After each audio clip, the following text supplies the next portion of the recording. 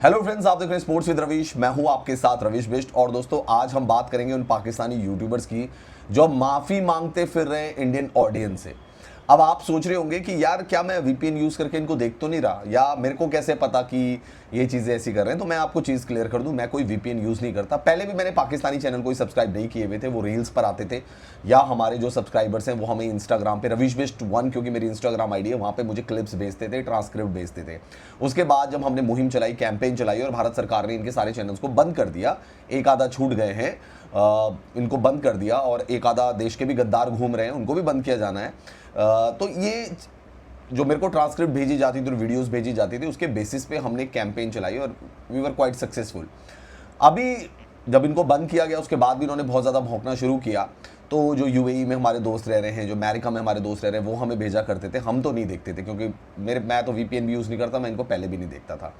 अभी इन्होंने ट्विटर पे कुछ चीज़ डाली है, शायद उसको लेकर दोस्तों लोगों ने मुझको भी टैग किया है और पूछा है कि भाई क्या हो क्या रहा है ये।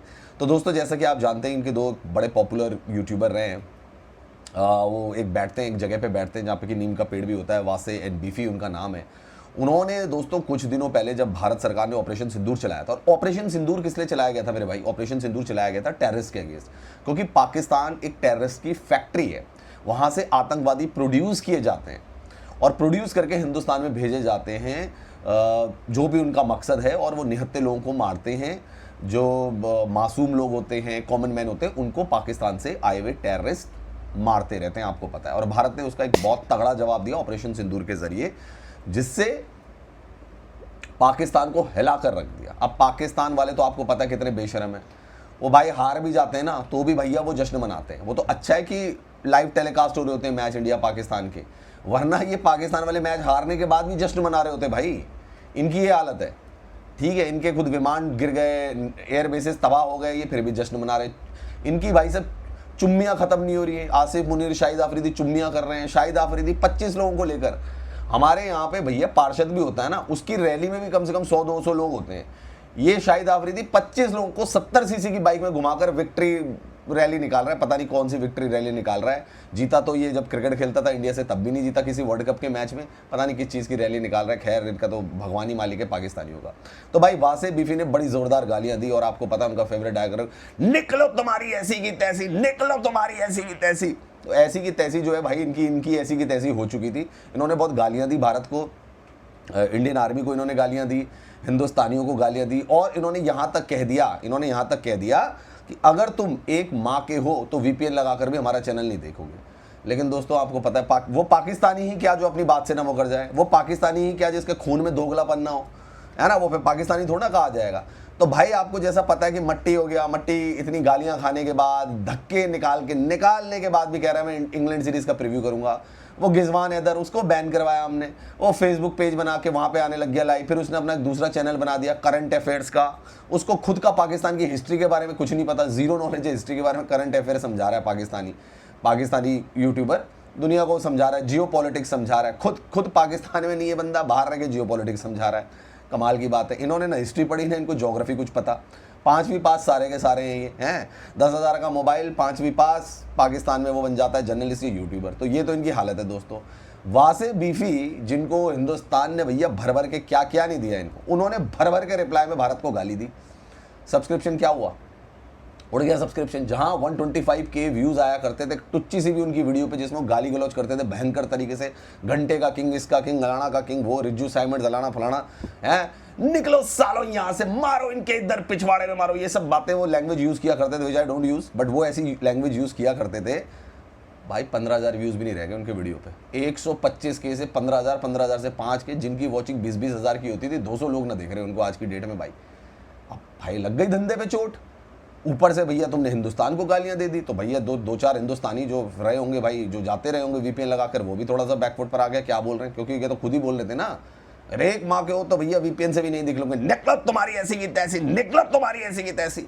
निकल गए। उन्होंने कहा फिर तुम्हारी ऐसी की तैसी, हम तो निकल रहे हैं, तुम अपनी ऐसी तैसी कराओ।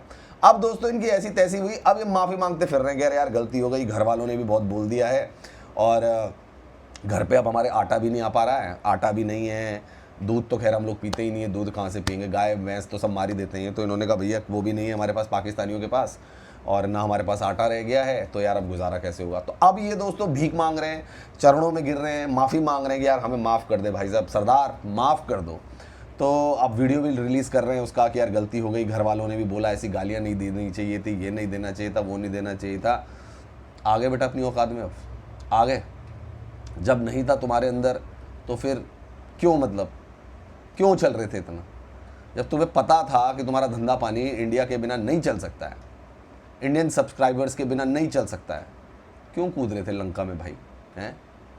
जब नहीं था गुद्दा तो क्यों लंका में कूदा भाई? हैं? क्यों, मतलब अभी तो तुम कह रहे थे निकलो यहाँ से वहाँ, अब आ गए माफ़ी मांगने पे। पता लग गई अपनी औकात कि इंडियन सब्सक्राइबर्स के बिना, इंडियन फॉलोअर्स के बिना, इंडियन सुपर चैट्स के बिना तुम पाकिस्तानियों का कुछ नहीं हो सकता, तुम्हारी कोई औकात नहीं है, कुछ नहीं उखाड़ सकते तुम एक ऐसी कौम हो जिसके सियासतदान उनको पिछले 75 सालों से बेवकूफ़ बना रहे हैं, बिल्कुल बेवकूफ़ बना रहे हैं। वो भी जाहिल हैं, तुम भी जाहिल हो, वो जाहिलों जैसी बिहेव करते हैं, तुम भी जाहिलों जैसा बिहेव करते हो। तुम्हारा आर्मी चीफ धर्म के बारे में बात कर रहा है, बताओ यार, धर्म के बारे में बात कर रहा है। अरे सारी माइनॉरिटीज़ को तो तुम खा गए पाकिस्तान में, माइनॉरिटीज़ बची कहाँ है वहाँ पे? वो कह रहा है कि ये काफिर है, हम तो हिंदुस्तान और हम अलग अलग मुल्क थे, ये थे वो थे, लड़ा फलाड़ा। तुम जस्टिफाई करते हो उस चीज़ को, जब भैया 26 निहत्ते लोगों को मार दिया जाता है AK-47 से, हेडशॉट कर दिया जाता है, तुम जस्टिफाई करते हो। पाकिस्तान के स्पोर्ट्स वालों की बात कर रहा हूँ मैं, सियासतदानों की बात नहीं कर रहा हूँ।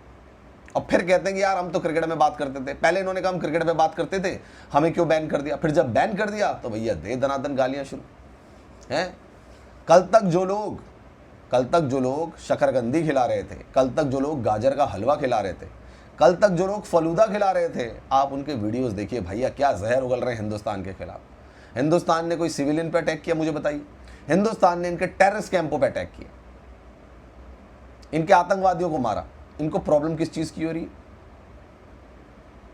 किस चीज़ की प्रॉब्लम हो रही है इनको? तुमने हमारे सिविलियन में अटैक किया है, सवाल तो हमें पाकिस्तान से पूछने चाहिए थे कि हमने तो तुम्हारे टेररिस्ट कैंप्स को उड़ाया जहां पे, और इनका आप देख लो ना, टेररिस्ट की मौत हुई उस पे भैया आर्मी वाले गए हुए सैल्यूट करने के लिए। ये तो इनकी आर्मी है, ये रहे इनके वासे बीफी, आज माफ़ी मांगते फिर रहे हैं कि सरकार जहां पना तुस्सी ग्रेट हो, तोहफा कबूल करो। लेकिन हिंदुस्तानियों में आपको फिर बता रहा हूँ, इनका तोहफा कबूल करने की कोई ज़रूरत नहीं है, इनको ऐसे ही रहने दो, ठीक है? कोई विपिन शिपिन गालियां दे रहे थे तुम्हें भैया कुछ दिनों पहले तक, भूलना मत। देखो अपने एनिमी को इग्नोर करो, लेकिन अपने एनिमी की ये बात याद रखो कि उसने पास में तुम्हारे साथ क्या किया है। Never forget your enemy. You can ignore your enemy but never forget your enemy. So these guys are the real enemies guys, expose them.